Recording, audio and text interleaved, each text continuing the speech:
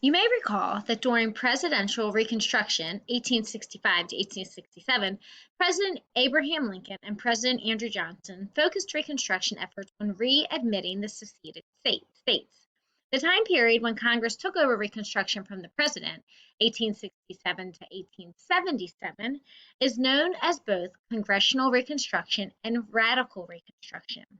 The so-called radical Republicans who controlled Congress during much of this time were less willing to compromise African American rights and to appease former Confederates. Okay, so we talked about how Andrew Johnson became the president. Remember, he was the vice president when Lincoln was assassinated, so he became president.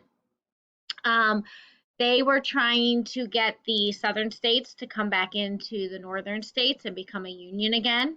We talked about all of that last week. So that was known as the Reconstruction period. Um, Congress took over the Reconstruction from President Johnson in 1867 for 10 years to 1877. Okay, so that's known as Congressional Reconstruction and Radical Reconstruction. As Congress and the President argued about how and how much to protect African American rights, former Confederates acted increasingly hostile to their African American fellow citizens. Many white Southerners were frustrated with losing their political power. They resented the new role African Americans were playing in local and state offices and thought that Republicans were capitalizing on the fact that African Americans could vote.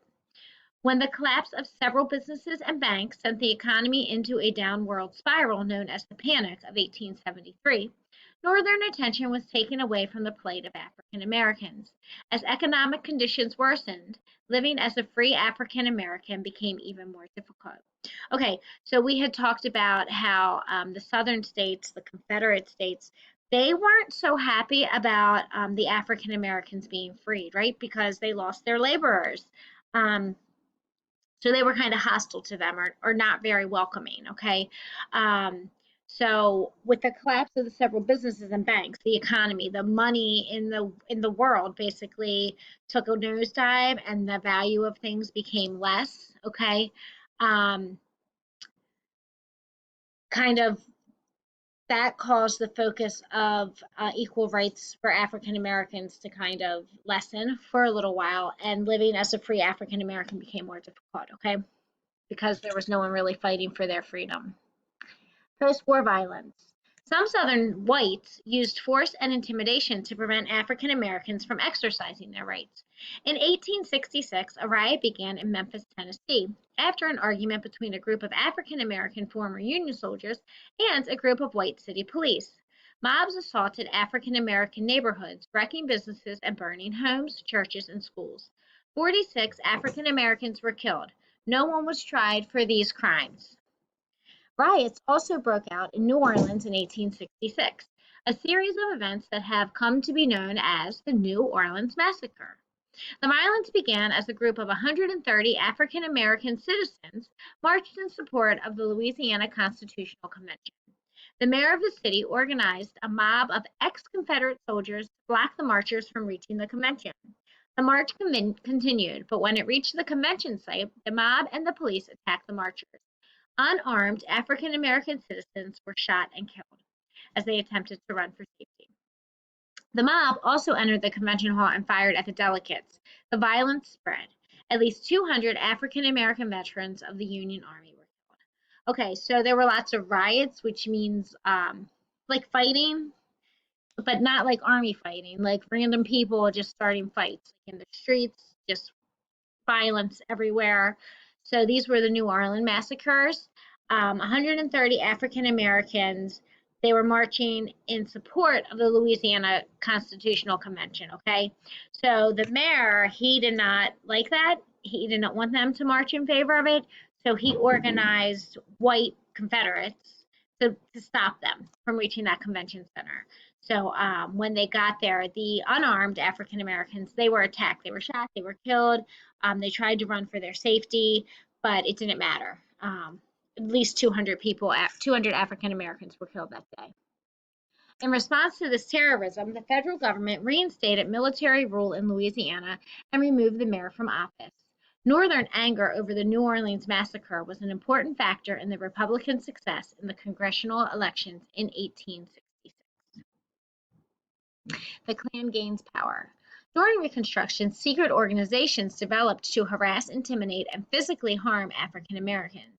In 1866, former Confederates created the Ku Klux Klan in Pulaski, Tennessee. Originally formed as a social club, the Klan grew in strength and made its sole purpose to reestablish white supremacy in the South. Dressed in white sheets and robes, Klan members launched nighttime raids against African Americans as well as whites from the northern states.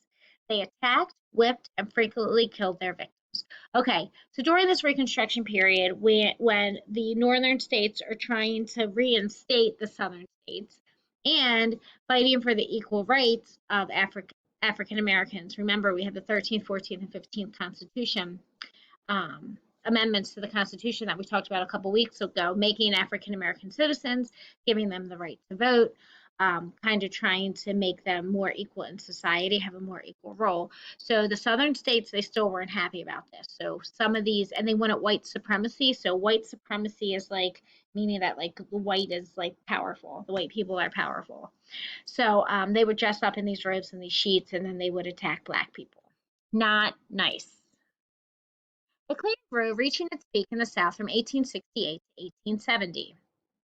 In several states, Klan members succeeded in their goal of restoring white supremacy by frightening opposition away from the polls.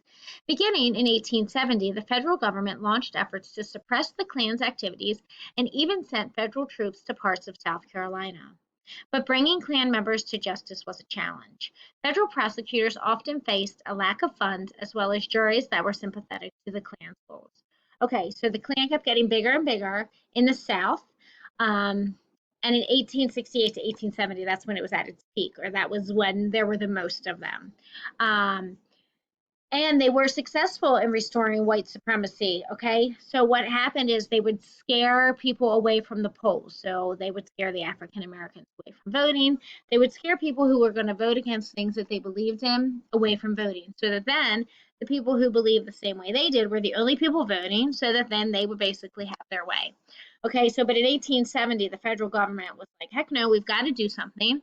So they sent federal troops to South Carolina, okay, trying to like prevent the Klan from like attacking African Americans, to prevent them from scaring them away from the voting polls, okay? But it was a challenge, okay, because the federal prosecutors, they didn't always have the money to do it. And sometimes the juries, they believed in what the Klan was doing. So the jury is a group of people that is gathered for a trial, and they decide the fate of the person. So if the jury believed in what the Klan was doing, then they are not going to prosecute them or hold them accountable.